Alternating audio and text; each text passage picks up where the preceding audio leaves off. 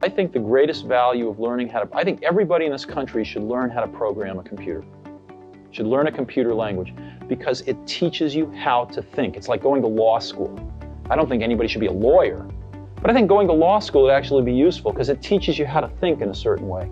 In the same way that computer programming teaches you in a slightly different way how to think. And so I view computer science as a liberal art. It should be something that everybody takes a year in their life. One of the courses they take is, learning how to program. Programming is where you're describing to the machine how to do something.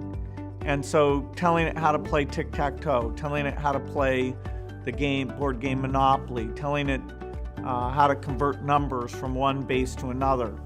And the idea of, okay, there's these simple instructions, but if you put them together, then you can synthesize something quite complex. It's a fascinating kind of mathematical thing. How can you make it fast? How can you make it small?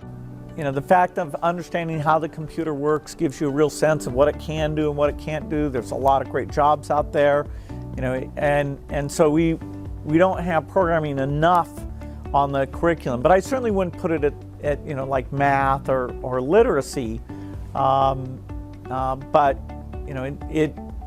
there's a lot of innovative stuff that make it more interesting. It's not just for nerds like it was when I did it.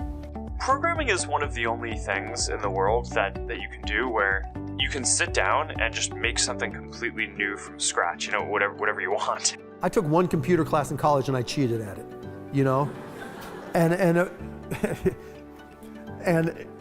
but when I started really getting into it, I could spend 20 hours teaching myself the program and writing programs, and I was like, I had no idea. I love this stuff, right? And I would just sit there and days would go by, and I loved it, right? And then as I got more into those businesses, it was like, this is great. I'm having a blast doing this.